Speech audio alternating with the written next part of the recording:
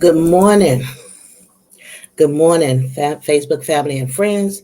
This is Saturday morning with Dr. Mama Rosie Thompson. And um, first, as always, first and foremost, I would like to say thank you to everyone who joins this live. I appreciate you coming on. It is such an honor and a blessing to be able to come on and share with you. Um, and I just want to say thank you. Thank you for your comments. Thank you for the feedback. Thank you for all of those who have helped me with doing this. I really appreciate you. I appreciate your comments and your suggestions have really helped to get us to where we are right now. So I'm really thankful for you. Just want to say thank you. Thanks again for coming on. We're going to continue to talk today about singleness. We're talking about becoming our whole authentic self, and we're talking about therapy. Last week we had with us Dr. Natoya Davis Henderson. So we're going to reiterate a little bit on the things that she said last week.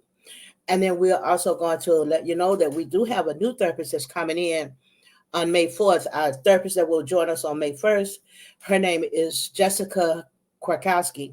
And she's a therapist here she's authorized to assist here in Illinois. So she has her license in Illinois. So she'll be able to answer more direct questions that Dr. Henderson couldn't answer because she's licensed in the state of Mississippi.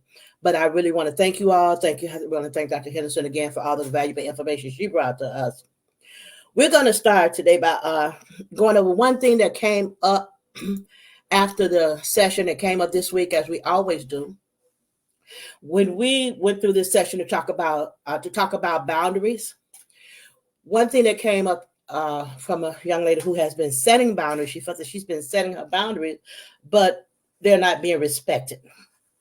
One thing we want to remember that when we set boundaries, we are totally responsible for. We set the boundaries, they're our boundaries. We are totally responsible for the outcome of our boundaries. We are. It's up to us. So we enforce our own boundaries. So if you don't have a reasonable, we talked about having a reasonable consequence when we set a boundary. If you don't have a reasonable consequence in place and you haven't discussed that, that's not actually a boundary. That's an ask. You remember we talked about having an ask, and you ask someone to do something and they don't do it. It's up to them if they do it or not do it. So we don't control that, but we do manage our own boundaries. So a couple of examples I want to give. So we go to our dad's house, we go to our father's house, and every time we go over there, and especially when he seems to have company, because when things happen in our lives, it always seems to be, and when we replay it in our mind, it's always the worst time. So we go to dad's house, and dad has company, and every time we go there, he mentioned our weight. He say something about our weight. And we have asked Dad, we told him that it bothers us, it's hurtful when he talk about our weight, when he mentioned our weight, or make comments about our weight, and he continues to do it. So we set a boundary. We say to Dad, Dad, I don't like it when you make comments about my weight. If you do that again, then I'm just going to go home. So we go back to Dad's house, and he does it again. We may remind him, because we definitely want that relationship with our family and with our friends. So we may remind him, Dad, I've asked you before, and if you do that again, I'm going to go home. But then we are responsible for actually going home. If you actually get up and when you set your consequence for your boundary, if you actually move forward in that consequence, it's a gentle reminder to that person who you set the boundaries with to know that this is really important to you. I like using this one because, I hear and I talk at the same time, and I think at the same time. And sometimes when people are talking to me, I thank God for friends who, have dealt with it. But if you feel disrespected, or you feel that I'm not listening when you talk to me, or I cut you off when you're trying to get something out, because I do understand that what you're saying is important. And sometimes I try to remember and remind myself to ask the right questions and to not to overtake the conversation. So if you say to me, Rosie, you're doing this, and this is how it makes me feel. If you do that again, I'm going to end the conversation. And if you remind me the next time of whatever, it's up to you if you want to remind me. But if you choose to remind me the next time I do that, you can. But if not, and I do it again, you can say, well, Rosie, I've asked you not to do it. You're doing it again. And I'm just going to have to talk to you later, and hang up. that we have those options. We have to take care of ourselves, and we have to enforce our own boundaries. When we're inconsistent with enforcing our boundaries, it actually confuses that other person. So it's confusing. We don't know if you like it today or you're upset by it today, if you're going to deal with it today or not. So here's an example. You've asked a coworker. You said to a coworker to stop making those inappropriate jokes. They're offensive, and you just don't like them. You ask a coworker, not to do it. But when they make those jokes, even though you said this, you laugh when they make them. Sometimes you laugh. Sometimes you ask them to stop. That's confusing. So, and that's not really a true enforcement way to enforce your boundary. So you want to make sure that you keep your own boundary when you set it. It's important. Remember that these are the invisible lines that we draw, and you're responsible for managing it. I just wanted to say that because I had someone come to me and say, well, I've set the boundaries and people just don't care. Well, it's not for people to care. This is our self-care. This is what we need to do for ourselves. And if we know, when we started off, we started to talk about how important we are and how worthy we are and how we deserve to be treated. And if we treat ourselves the way we deserve to be treated, and then we can, expect others to do the same. And if they don't, we can make some changes, or we can make some decisions, or say some things, or do something that will actually make us better. It's not to force anybody to do. It's not an ultimatum. We're not making anybody do anything, but we're taking care of ourselves. Okay. So last week, hopefully, if you have any other questions regarding the boundaries, just let us know. Continue to post your comments, and then we'll let us know. Last week, Dr. Henderson talked to us about one of the, she said, why not talk to your friend? And a lot of times we have things in our lives, trauma things in our lives, traumatic things. Sometimes we feel comfortable sharing it. Sometimes we're not even always, honest and open with our friends when we talk to them about things. Sometimes we try to set the stage for their answer because we really don't want them to say anything, or we don't want to devour too much information. So we got a lot of things going on when we talk to our friends. So one of the things she said a therapist has gone through this specialized training, and they recognize and treat emotional distress. That's what they do. A friend can be a good listener, but they don't have the training. They don't have the training to really help us sort through all of these emotional complexities that result from trauma. And if sometimes people manage trauma differently. I manage trauma one way. I manage my triggers one way. You may manage your triggers a different way. I grew up with 15 siblings, so 16 of us. And I came out of the house feeling the way that I've shared with you that I feel. But other people may not have come out that house feeling the same way. They may not have come out feeling the same way and doing the same thing that I was doing, of managing it the same way, or experiencing the same triggers, or they manage the triggers different. So we're all so unique and wonderful. So unique. It's wonderful. I would not want to be you, and I promise you would not want to be me.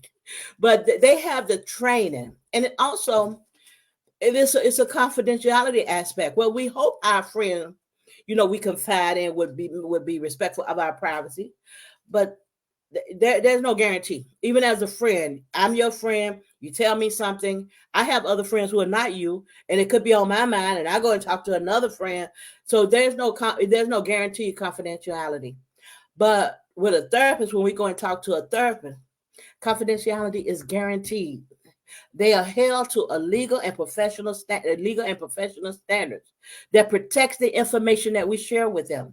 The only time that they can devour our information, the only time that they can share this, if they don't feel that it's a risk to ourselves, or we are risking to harm, a risk of harm to somebody else. Other than that, your information, we can be real, we can be open, because we need to be. When we go to therapy, we definitely need to be able to share the good, the bad, and the ugly, so that we can work through those things. Objectivity. This is important. When we get advice from our friends, their opinion comes from a place, like Dr. Henderson said, it comes from a good place. They love us.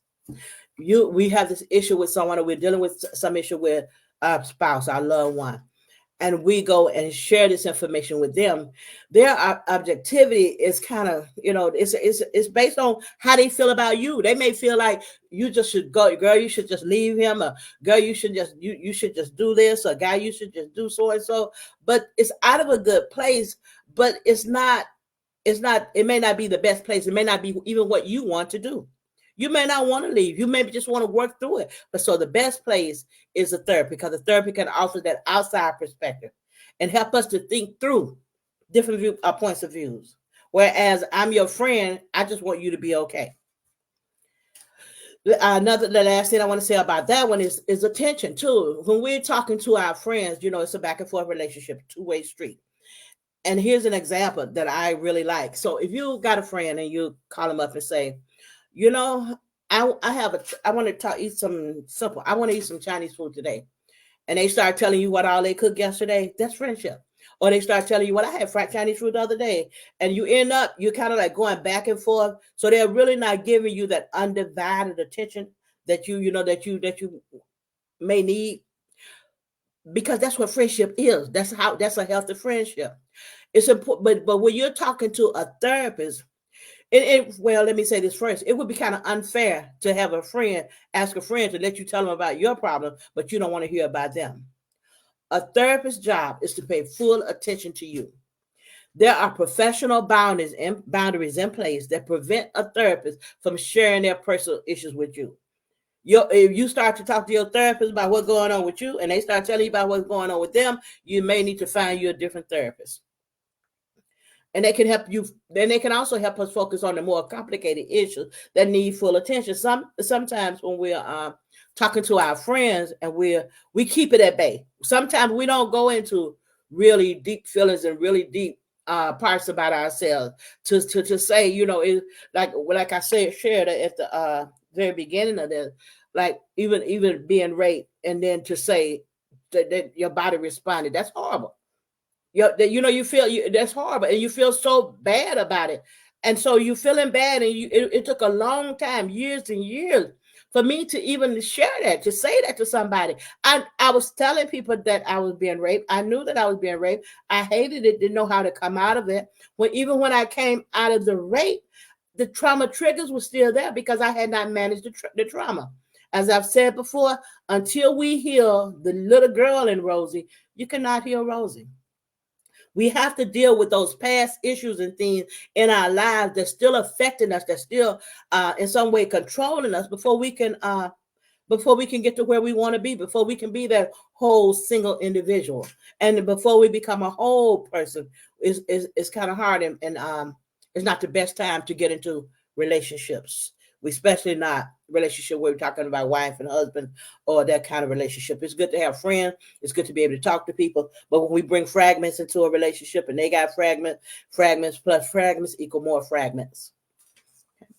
So I want to say that part. That was one of the things she talked about. Another thing she talked about was passing down triggers. This one I told you on last week that I did not know about. This was really kind of interesting to me.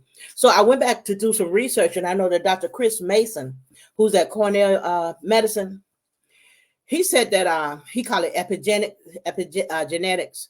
And he said this is the study of the biological control mechanism in our DNA. So in this gene, in our DNA, the epigenetic is the control of it. It's like the switch that turns it on and off. The epigenetic controls how our genes are going to be expressed. And when we talk about, when we say genes being expressed, we talk about the process by which the information that's encoded in our gene turns into a function. So this is, the information, what's in our gene, how we react from what's in our gene. Trauma, as we can leave a chemical mark on a person's genes, which and then can be passed down to other generations. And that's what's so amazing. That's the part that I didn't know last week. This mark can cause it's not like a genetic mutation, but it does alter the mechanism in which the gene is expressed. It alters how we react. This altercation is not genetic, but it's an epigenetic. So it's not a genetic thing, but it's epigenetic. So when a person experiences trauma, our body adapt by adjusting our genes, our genes expression. We talked about how, we go into these little segments, and when there's room for express the trauma, it comes back, or we go into these little segments because it helps us to deal with things a little bit better.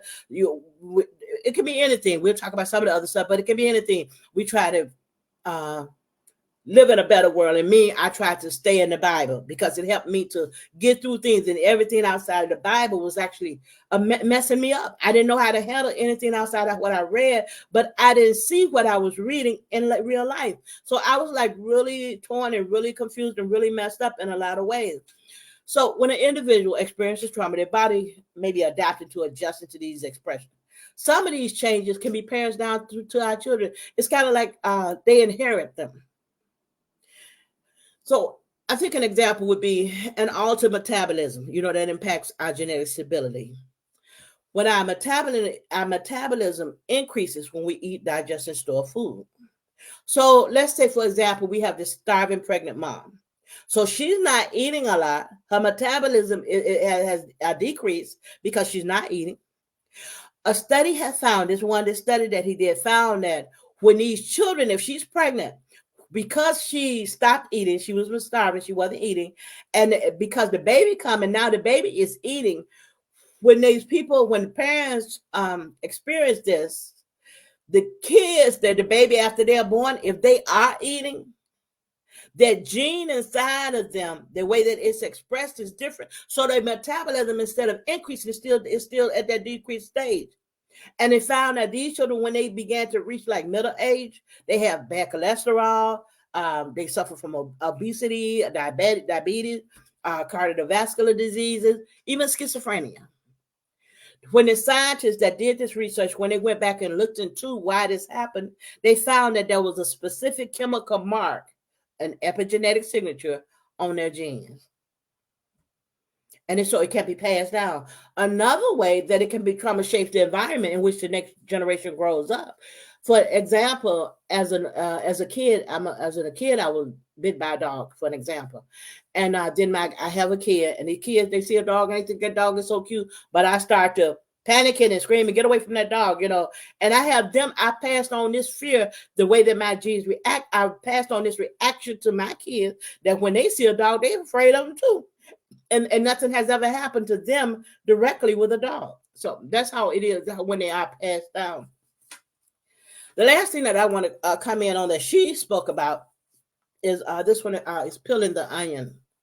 She said when you go to therapists, they have to peel the layers of the onion to understand what's really going on. We go in and we think it's one thing. We can make this statement. I remember, and I share again, when I first went to therapy, I didn't know what the problem was. I really didn't know. And it had been so many years since the abuse that I really didn't know what the problem was.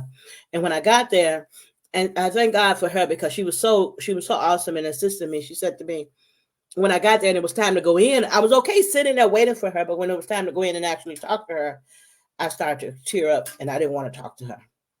And she's like, "Come on in. You don't have to talk." I didn't want to talk and I didn't want to go in. And so she saw the tears. She said, "Well, when I first walked in her door, she saw the tears." And I thank God for her paying attention. That's what one thing your therapist needs to watch and pay attention. That's why they have to really pay attention to you. So she saw the tears and she said to me, "Well, you can just cry if you want to." And oh my goodness, I started saying, "Well, I've been crying all my life." That's how I felt. I've been crying all my life. And that's how it started. So when the top of the onion, what I really didn't even know what the outside peel was. I didn't even know how to get to anything deeper than that. So when they talk about the peeling of the onion theory, it focuses on peeling back layers so that we can see how they influence who we are today. See, it wasn't about me being how I was influenced when I was abused, because that was in the past, but how it was affecting me that day. Today, we come into the now. By increasing our awareness of these influences and understanding where they come from, their origin, it becomes possible to engage in conscious change and develop greater emotional maturity. We want to be emotionally mature. It's really important to be emotionally mature. That's why we need to know who we are. That's why it's important to know whose we are. That's why it's important to know who we serve. I think a lot, I talk a lot, I read a lot, especially when I'm here by myself. And I think about how I would feel sometimes when things happen to me. Okay, here's an example. I told you that my son was shot. My son got shot. He got shot by his wife. And I'm a woman of God. I love the Lord. I believe in prayer. I'm a prayer warrior. So when she shot him, I had to bring myself into this place. I had to say, I had to be emotionally mature enough, even though I was upset with her, I was angry about it, I was hurt. But I need to do, because of who God called me to be, because of my job here, what I'm supposed to do, I have to be able to pray for her. Now, how do you pray for this woman who in my mind, I felt like later on, he said the shooting was an accident. But at that time, I felt like she tried to kill my son. How do you pray for her? So I brought myself back to say, if my daughter shot somebody, for whatever reason, accidentally, intentionally, if my daughter shot somebody, what would I want to happen to her? That's how that helped me. So when I brought myself and I brought that back into my thinking, I began to pray, and I could actually pray for her honestly, out of love and prayer, that God would help her, that God would change her, that God would help the situation, that God would bless him. And I meant it. We have to get to a place of emotional maturity where our reactions are not different when we don't know how the bills are going to be paid, when we don't know how the end's going to meet, when we don't see our way. Our responses should not be so much different than when you got that raise on the job. When I got the raise on the job, the bonus on the job, if that made me happy, and I'm still, especially those of us who are believers, those of us who trust God, if we are saying that God's going to supply my every need, then why are you crying? Why are you worried about that? Why don't you just let go? Bring yourself back into the now. That's why he said, don't take thoughts for tomorrow. Tomorrow is not even promised. Bring ourselves back to the now. And we need to do this, especially after trauma experiences. We need to bring ourselves back to the now, because those triggers will have us feeling like we're still being raped, but we're not. Today, we're not. And so it's really important to live in the now. It's really important to be emotionally mature. So when she talked about peeling the layers of the onion, excuse me, there are 5 different layers. So the first layer of the onion, that outside layer, that when you get an onion, when you go to the store and you buy an onion, you only see the outside layer. If you go home, and have you ever cut down in the onion and then in the inside it had the little brown, and it wasn't in my mind, it wasn't any good? That's what the outside. So that the outside, that first layer, is called the phony layer. So the phony is the fabricated layer. It's what we allow people to see. It's the assumed roles, the games we play, how we react in stereotype, unauthentic ways, just to pretend, and this is who we want people to see we are. One thing I want to say about the first 3 layers before I go into the next one. These are the foundation. These first 3 layers of our lives, and the first 3 layers of this third theory, these are the foundation that we use to regulate ourselves. These are the foundation of self-regulation. I say that because when a person is here, when a person is coming to therapy, when we got issues and things in our lives and we start to fix them, sometimes we want to go from point A to Z. That's not always a good idea. That's why we need therapy. We need somebody to guide us and walk us through this process. Someone who knows what they're doing. Someone who knows what they're doing, so that we don't get ourselves into something even deeper. We don't want to get into something that's even deeper. We can mess ourselves up if we're not paying attention. So these are the foundations. For one example, I think I have an example. One time at work, I don't know if this is a good example, but whoever a person think they are. So one time at work, there was a person came to me, and they were really upset because they thought that their hand did not belong to them. They were going through this trauma, this thing in their lives, some issues in their lives, some problems, and they felt that their hand did not belong to them. And see, I don't know what to say, so a lot of times I just wait and see what I should say. I don't try to have the answers because I know I don't. So when they said to me, she's like, this is not my hand, and she was shaking her hand real hard. This is not my hand. And so I thank God. I said, well, can you open it? And can you close it? I said, do it again. Open and close it. So she opened and closed. I didn't say, yes, that is your hand. I didn't say that because these are the foundation of self-regulation. So you can't bring a person who's going through something from that point A all the way to Z. So when she was able to open her hand and close her hand, I'm standing there doing all kind of things. I'm like, pick up your pen, see, can you write? I said, well, you know what? You can still control it.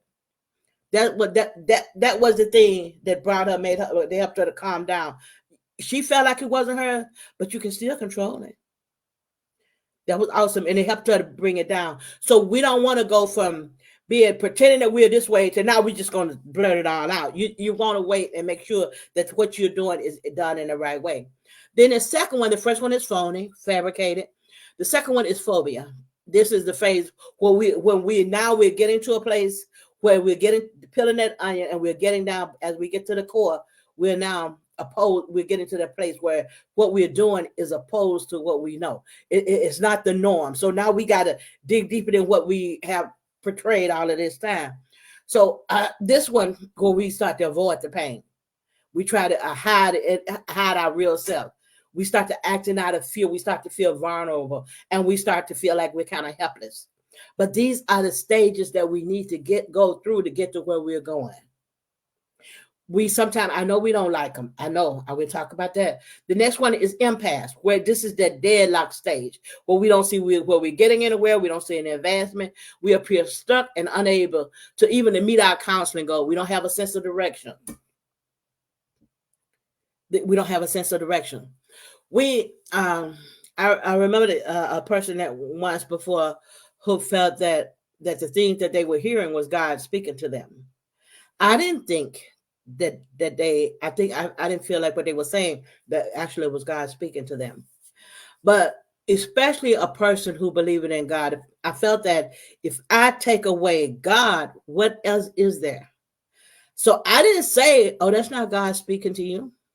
I started giving them scriptures. I said, well, that's God. We know that he can do all things. We know that he would never leave you, right? And we know that he holds us in the hollow of our hand. And he said he's going to hide us like a mother hen does his chicks. And we know that God got us no matter what. And he said we don't have to worry about anything. And I started speaking what he said, because I couldn't go and tell this person that's not God when they felt like that was all they had. We really have to be mindful and make sure that when we speak things that will help a person, or we don't speak at all. Sometimes it's okay not to say anything.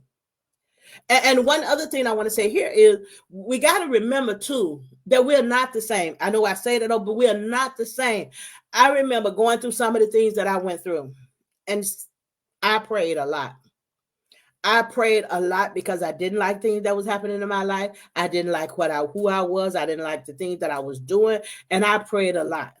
And I would go to church and they would say, all you got to do is ask God if you really want to. I really wanted to. So just because all you had to do was ask God to stop you from whatever you were doing, and it worked just like that. I asked God to stop me from taking those cigarettes, and I haven't had a taste for it. Just because that worked for you, thank God. But don't necessarily think and know that it got to work for everybody else like it did you, because we are not the same. And that's why we try not to talk about people. And that's why we're going to help somebody. We speak what the word of God say about them, not what happened, not my experiences. I'm not that important. You are not that important that your experiences apply to everybody in the world. They do not. So the phases we go through the phony, phobic, impasse, implosive, which means it's like a vacuum behind the point of closure. When we get to that point, we become aware of the ways that we limit ourselves. We're becoming aware. We experiment with change of unfinished business. We begin to see who we are and what we could really do, what we can really be. So we're getting to that point that I'm not happy here. I know what I can do this. I see where I can do. And we start moving toward integrating those fragmented parts that we talked about. We moving toward that. We become vulnerable. Vulnerability is not a weakness. It's the core of emotions and feelings. If we prevent ourselves from being vulnerable, we foreclose on experiencing other emotions, our emotions. Our attempts to prevent shame, our attempts to prevent being embarrassed, If we attempt to, because we don't want to be, to prevent sadness, these things also prevent us from experiencing love. They prevent us from experiencing joy, and they prevent us from experiencing empathy. When we try, we're trying to prevent these things, the bad things, but they're also preventing the good things. For an example, we talked about if you go for a job, and you going for a job, and you don't want anybody to say no, so you're trying to find that job that you're gonna get. If you do that, if you go for that job, only the one that you just feel like you're gonna get, you're also preventing yourself from getting a job that actually give you what you need and what you want. So we have to become vulnerable. We have to open ourselves. When I wrote this, when I started to write this, when I wrote the book, Dr. Rivers, a very good friend of mine, said to me that she said, this is a purge. I didn't see it at the time, but I hear, and I don't have to fight it. She said, this is a purge for you. I didn't see it at the time, but that was the time in my life when I was ready to pull back everything in my life that belonged to me. I was ready to go and get it.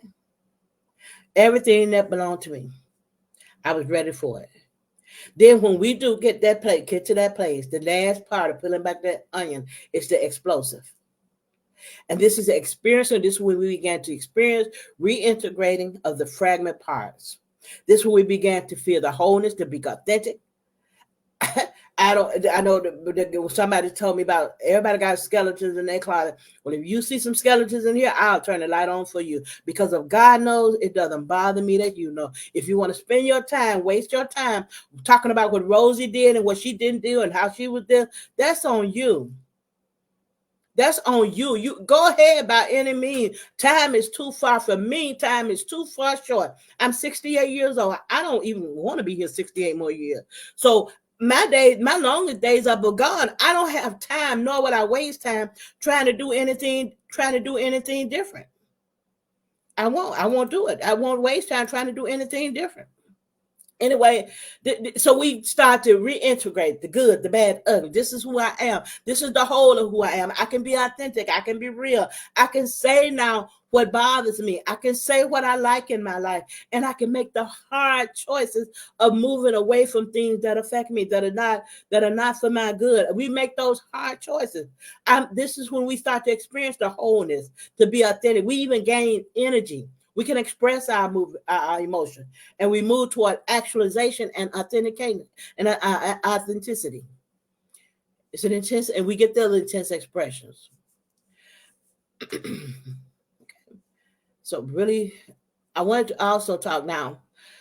Those were the things she was talking about. So why therapy?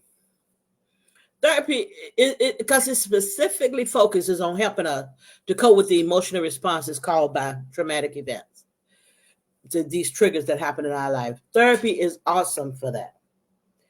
It gives us, we can't, as I said, we can't undo the trauma, but we can heal from it. Therapy will give us a renewed sense of safety.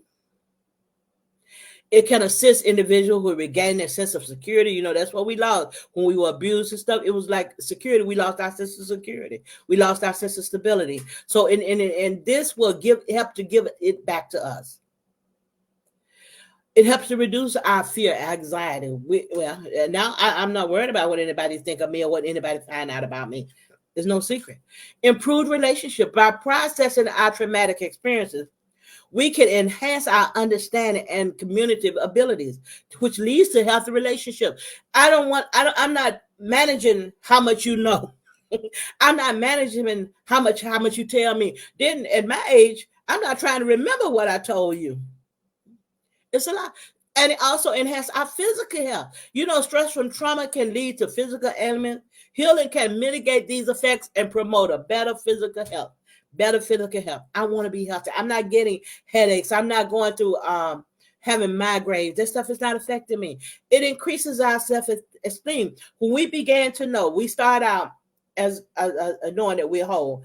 Now we say it. We start out saying it. When you get to that point where you know you're whole, therapy can help us to understand that we are whole. This stuff that happened to me, you remember I told you when I went to therapy and she asked me, what you think about Rosie, that little girl? I didn't know I had low self-esteem, but I had to because I still hated the little girl. I hated that little girl who, in my mind, allowed those things to happen to her when she was only a child. She couldn't prevent those things. She could do nothing. So I thought that, I hated her. But when we get to a place when we start to work through trauma, we often better stand ourselves, and it helps to develop a stronger sense of self-worth and confidence and greater life satisfaction. We can have greater life satisfaction. Healing from trauma can pave the path towards greater contentment in life by enabling us to move past those past experiences and embrace more positive aspects of our existence. We don't have to stay stuck there. People with a history of trauma tend to be impatient, and we want to bypass the process of healing. There's a process in healing. We don't go from A to Z again. There's a process, stages that we have to go through. And a lot of times we want to go past those because healing is humiliating. It's humiliating sometimes to talk about the things that happened to me. It was humiliating. It was humiliating to myself. Think about how it felt to say those things out loud. It was humiliating. It was hurtful. It was very painful to me. You remember, it was painful to the point, and it was exhausting. You remember, I told you I felt like I had got to this end of the cliff, and I saw this drop down, a real deep drop down, and there was nowhere forward for me to go. And everything that had happened to me in my life, the pain, the hurt, was behind me, and I felt that I couldn't turn around and go back. It was painful, it was humiliating, and it was exhausting. I was embarrassed, I was hurt, and I was tired. Those are the stages. That's why we don't want to go through. That's why we don't want to deal with the process. We rather sometimes remain unauthentic. We want to remain sometimes unreal. We want to live in this imaginary world where the world is telling us this is the way that it should be. This is the way things are when it's actually not. We don't want to deal with it. When we're going through these stages, the first stage is denial. It didn't happen. We just want to block it out. And it's not, this is a defense mechanism, so it's not bad. It's used to protect us from these painful memories. Because sometimes the memories are so painful until we just can't deal with them right there. But it's a denial. Nothing happened. It can manifest as blocking these memories out. Either they can be unconsciously or intentionally by suppressing them. But when we try to suppress these things that have happened to us, these traumatic experiences, that takes a lot of mental effort. That's not good either. The second stage is bargaining. Well, something happened, but we try to convince ourselves that it either had it happened, but I don't care. That happened, but we're trying to convince ourselves that it has affected us. This is a common coping mechanism, which include one of the common mechanisms that we use include but. So statements and pretending to forgive. He did that, but I forgive him. That's the stage of healing where we began to bargain. The next one, we get angry about it. We want to forgive. We want to. When we forgive, and I think Pastor was talking about that on Thursday night too. When we forgive, it does not mean that they right. My dad he still raped us. He still abused us. It was wrong. He was so wrong. There's no change in that. He was wrong. But I have to release myself so that I can move on. I did not know. I think I told some of you before that my dad, 1990, I think it was 85. My dad died in 1985. I don't even know how old I was, 85. When I ever old, I was an adult in 85.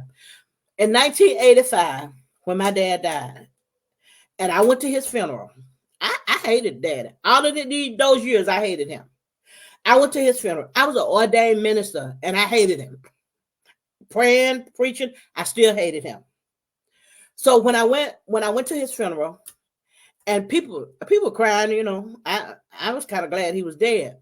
And so when this man came up to me and asked me, he said to me, I know how you feel. And I said, oh my God, you hated him too? And that man looked at me like he had seen a ghost.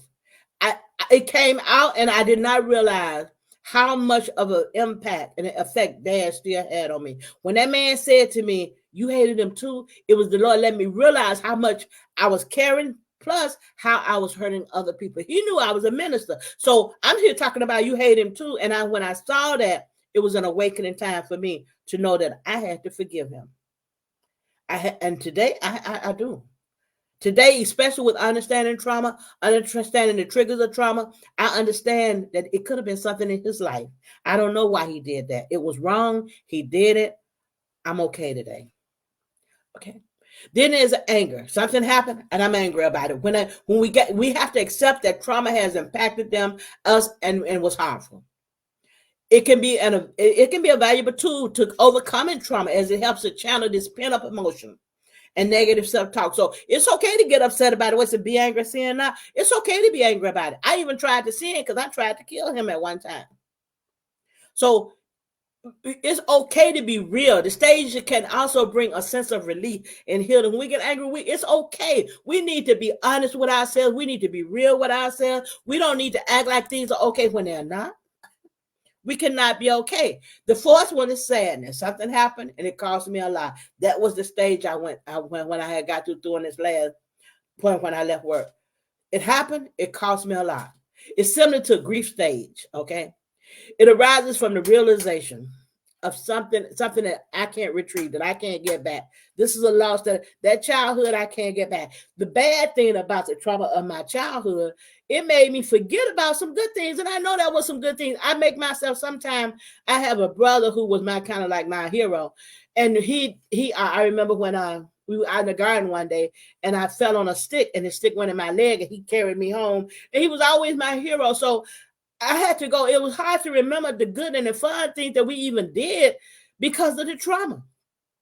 So reflecting on what was lost can bring on a sense of sadness and pain. It can also bring strength and compassion toward other people who have experienced similar trauma. And that how people in this stage are frequently sensitive, easy to cry. Over time, though, this sadness will transform into healing and an inner strength. So that sadness, that stage of sadness, don't fight it. And the last one is acceptance. Something happened and I've healed from it. Acceptance is the final stage of a trauma response cycle. The person can acknowledge what happened, no longer blame themselves, has the healthy sense of self, positively cope with my emotions. The traumatic events become more like a scar than an open wound in our life story. And that's what it is. It's a scar. It's not open. It doesn't hurt anymore. Mom told me, she said, you know, when a sore a wound is healed, you can touch it and it doesn't hurt. So you can touch my life. It does not hurt. You can say things. It does not hurt. When it still hurt, it's not healed. Remember this, though. I want to say this. That's my story. Everyone's experience with trauma and recovery is unique. There is no set timeline for your healing. One size does not fit all. One size does not fit all. It's been almost an hour. I think that we'll talk a little bit more. I think next week we'll talk about how to find your therapist if you're interested in therapy, what to look for, some things to look for in your therapist, questions to ask, things to look for. Let me see, because I don't see any post on this site, and I'm going to turn this all the way down so that it doesn't talk, but I want to see if there are any comments that I need to address.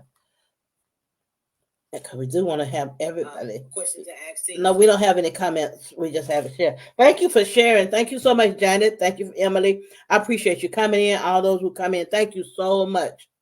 I want to say we're going to leave this one and start next week. We'll talk about finding a therapist if you're interested in one. On May 4th, we will have, again, Jessica Kurkowski, and she's from Genesis Counseling Center, and she will be coming online with us, and she'll be talking about therapy.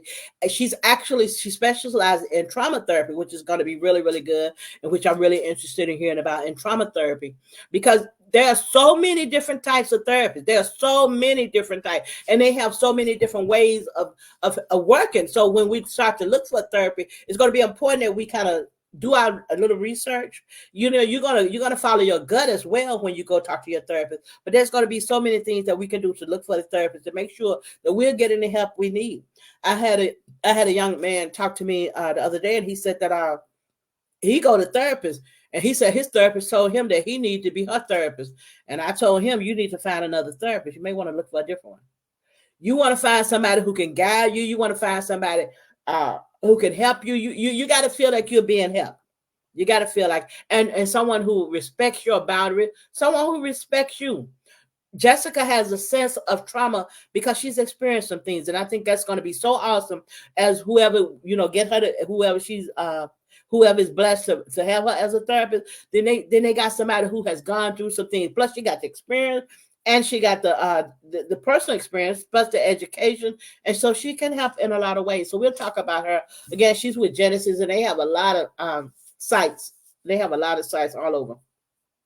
Anyway, thank you again for joining. I really appreciate all of you. Thank you so much. We're going to, our trauma affirmations for today. And I got quite a few things going on today that I'm excited about. The trauma affirmations today, our core DNA is whole. This includes our identity, our individuality, our personalities, and our emotions. We are whole. We honor ourselves by being authentic. We are the real who we are, the good, the bad, the ugly. It makes us who we are. And it's all good. We are fearfully and wonderfully made. There's nothing lacking in us. We honor ourselves by being authentic. We honor you, other people, by being authentic. We are authentic with ourselves, and we can be authentic with you. We are actually and exactly what and who we claim to be. When you say what you see is what you get, this is who we are. We seek help. We look for therapy. We seek help when we need it. We're not embarrassed to seek help. We're vulnerable, and that's not a weakness. That's our strength, that we can be vulnerable. We are always going to be a safe place for ourselves. It doesn't matter what somebody else say about us. It doesn't matter what someone else say. It's what we say about us, what we say to us that matters. We control ourselves. No one else's opinion of us is what's important. It's what we say about ourselves. Nobody else's opinion about what we can do or how we can do it. It's what we say. And we say that we are fearfully and wonderfully made. We say that we are the head, never the tail. We say, as Pastor David, the one preacher used to say, we're a bag of chips. Well, we are more than a bag of chips. We're a bag of chips with dip and an ice cold pop, if that's what we desire. We are all of that. And we take from Sister Shirley Thompson. We thank you for saying today is a very good day to have a good day. Family, Facebook family and friends, I really appreciate you for joining today. I look forward to talking to you again on Saturday. Now, I'll be out of town Saturday, but I'll still plan to go live. So Saturday, I'll be in Milwaukee visiting with my family. Gotta hang out with the grandkids, hopefully make some butter cookies. But anyway, next Saturday I'll be out of town, but I do plan to come on, even if I only pray. I do plan to come on live with you all. So you all have a very, very blessed day. I'll see you Saturday morning at 8 a.m. Thank you so much for joining. Please continue to leave your comments, your suggestions, your feedback. I appreciate each and every one of you. Have a great day, and thank you so much. Goodbye.